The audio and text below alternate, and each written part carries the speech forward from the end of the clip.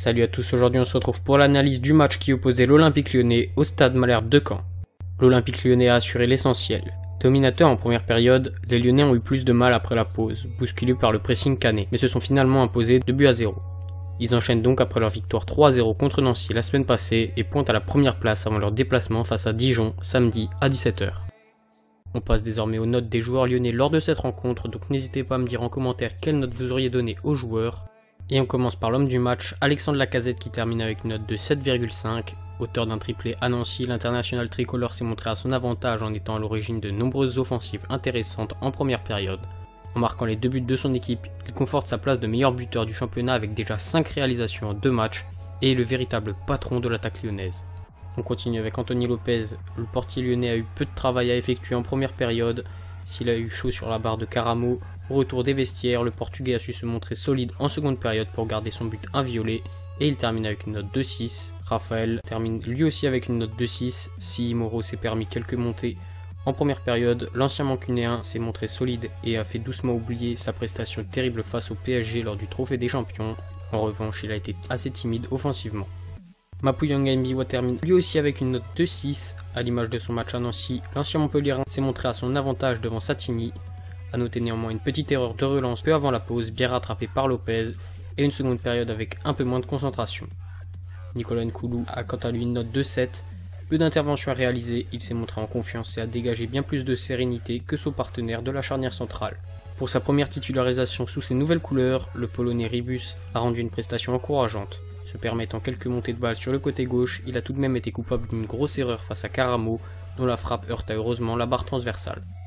Maxime Gonalon termine avec une note de 6,5. Jamais paniqué, le capitaine lyonnais a bien maîtrisé l'entrejeu sans vraiment forcer. Sergi Darder a une note de 6. Bon à Nancy, l'Espagnol s'est montré plus en retrait ce soir, laissant Tolisso jouer plus haut que lui sur les phases offensives. Moyen dans l'ensemble, il fut remplacé à la 61e minute par Jordan Ferry, qui provoqua le deuxième pénalty du match. Corentin Tolisso a quant à lui une note de 7. Comme à son habitude, le milieu a posé d'énormes soucis à l'entrejeu canet. Il a été omniprésent dans la construction du jeu en première période et est à l'origine du pénalty obtenu après une main de Satini. Nabil Fekir quant à lui termine avec une note de 6. Cela n'a pas été flamboyant mais on sent que le numéro 18 monte peu à peu en puissance avec plusieurs combinaisons intéressantes avec ses partenaires offensifs. Il fut remplacé par un Mathieu Valbuena décevant à la 71e minute. Et on finit avec Maxwell Cornet qui termine avec une note de 6. Encore une fois, le jeune lyonnais n'a pas réussi à faire la différence devant.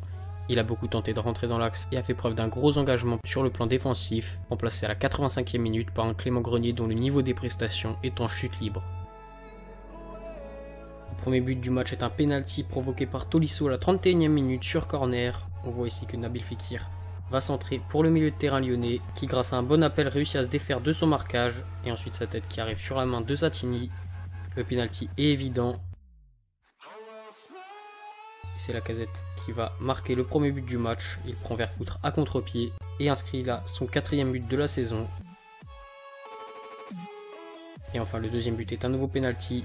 Tout part de Mathieu Valbuena. Plusieurs options s'offrent à lui, dont une passe entre les deux défenseurs canés pour Alexandre Lacazette qui effectue un bon appel. On remarque que grâce à son appel de balle, Alexandre Lacazette emmène un défenseur. Cela libère de la place pour Jordan Ferry, le milieu de terrain lyonnais qui en avance sur son marquage. On remarque aussi que la défense cannaise est très mal placée. Lacazette d'une subtile talonnade trouve Ferry dans la surface de réparation. Le pénalty est-il vraiment mérité? Je ne saurais pas le dire. Il y a un petit contact et après Ferry en rajoute quand même beaucoup. Cela ne changera de toute façon pas la physionomie du match. Alexandre Lacazette transforme son pénalty. 2-0 pour l'Olympique Lyonnais qui s'impose grâce à un doublé d'Alexandre Lacazette. 5 réalisations en 2 matchs pour le Lyonnais. Certains l'appelleront pénalzette, mais quand on joue avec Gomis en pointe, peut-on vraiment se permettre de juger les autres équipes du championnat?